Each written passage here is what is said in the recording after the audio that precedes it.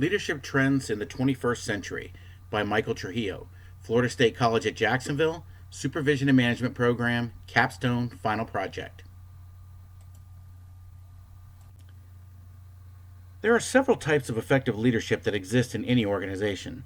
For a company to succeed, there should be a good mixture of management and leadership styles, each with its own unique perspective and ability to collaborate towards the achievement of organizational goals. The capacity to influence an organization towards achieving these goals is the definition of leadership.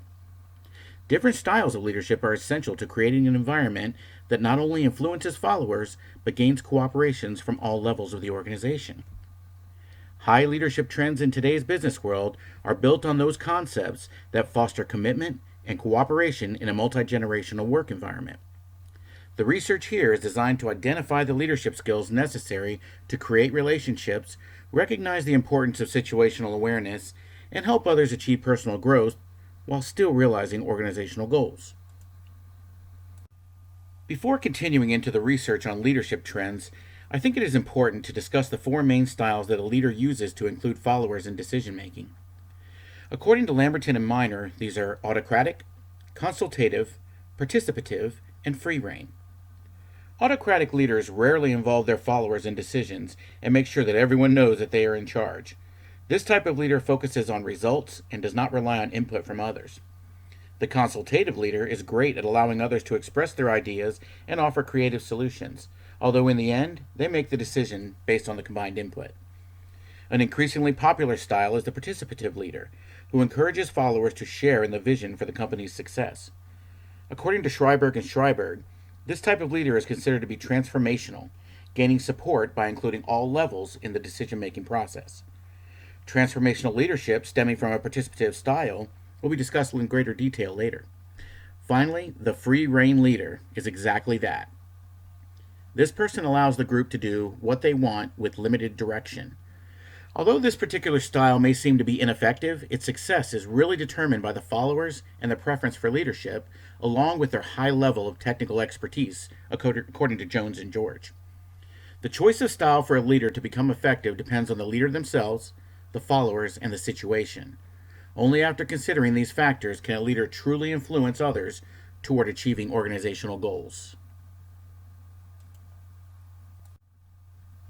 In order for managers to be successful in the 21st century, they must adapt to the business environment.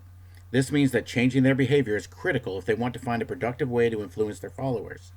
The shift in relationships between employers and employees has created an environment that fosters collaboration within all levels of the organization. In this regard, a true leader must communicate with their employees rather than talking to them, which eliminates the authoritarian style of leadership. It is important to understand that leadership and followership go hand in hand when building strong relationships that rely on teamwork to function. This includes a change in perception that only managers can become leaders. True leadership can begin anywhere in the organization. Likely the highest trend in 21st century leadership is the transformational leader. This individual places focus on the vision of the organization and strives to create an environment where all employees share in that vision. Hughes, Ginnett, and Curfey believe that this type of leader motivates employees by aligning their goals with those of the organization, which creates a feeling of accomplishment and satisfaction when the company thrives.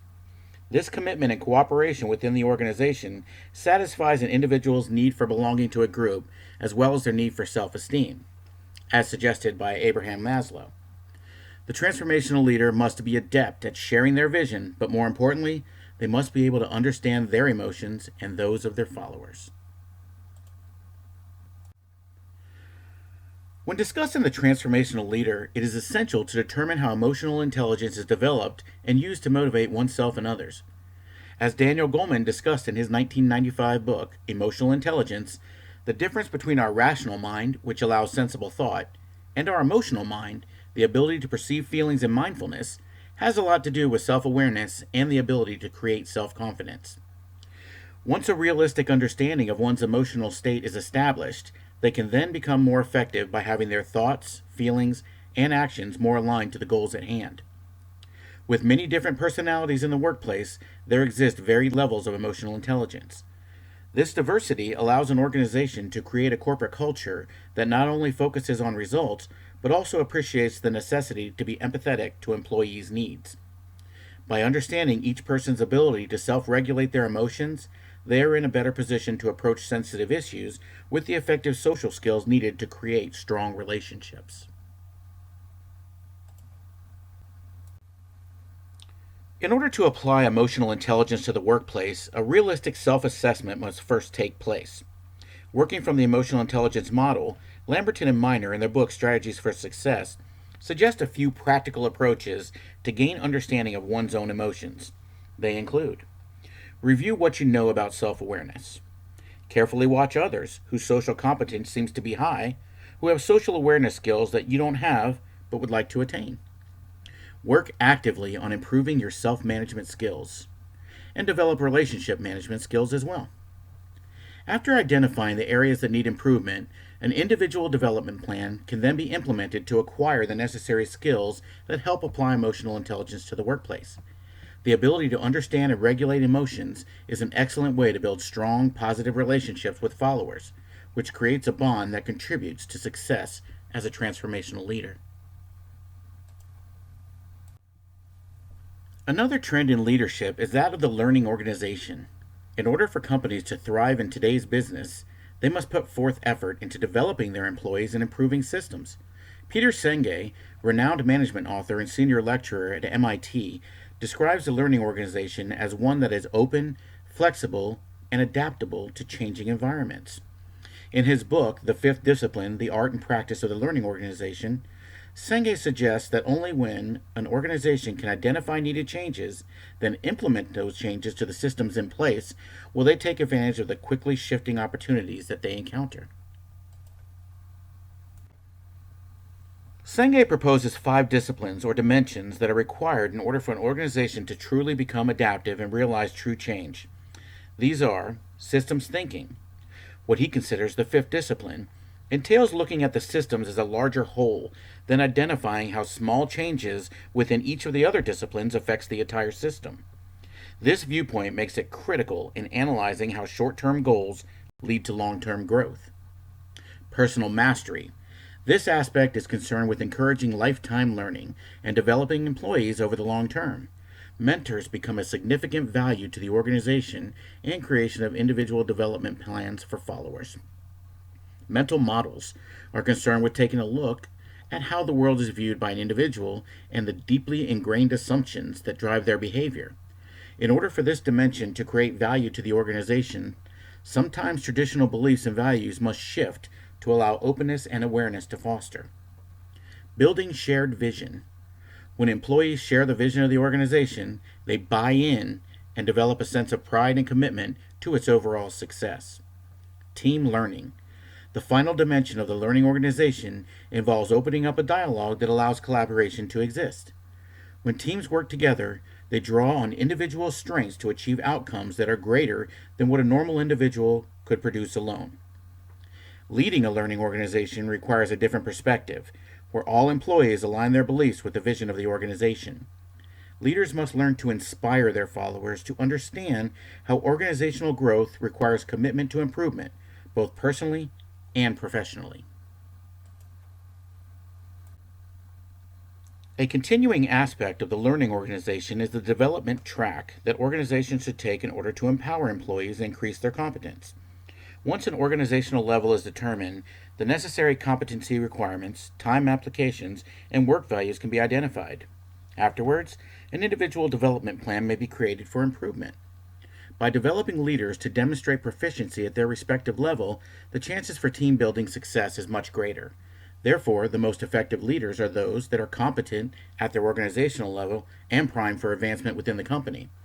More importantly, as suggested by Hughes, Gannett, and Curfey, managers who continue acting at a lower level, taking on responsibilities that should otherwise go to personnel, are limiting their potential for success and disempowering those in lower positions. In this case, the potential for micromanaging is higher, resulting in difficulty while developing teams. The necessity of building relationships extends far beyond only external customers, but more importantly, within the organization itself when creating teams. Lamberton and Miner suggest that in addition to applying emotional intelligence skills, a strong leader is able to build interpersonal relationships that create trust and inspire collaboration.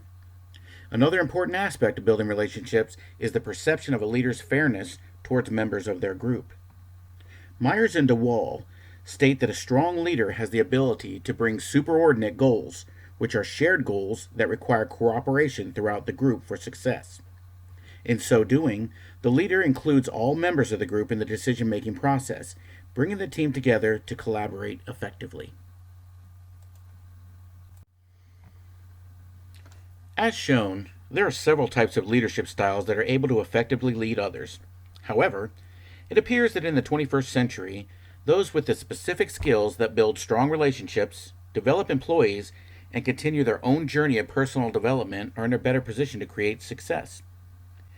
Producing an environment that fosters creativity and inspires the workforce to share in a company's vision are key to organizational growth. I will conclude this presentation with a quote from Jack Welch, former CEO of General Electric and considered to be one of the greatest business minds of the 20th century, as he discusses that the future business world will belong to passionate, driven leaders, people who not only have enormous amounts of energy, but can energize those they lead. We can all hope to become one of those passionate leaders that inspires others on their own journey of personal growth, as well as within our own organizations.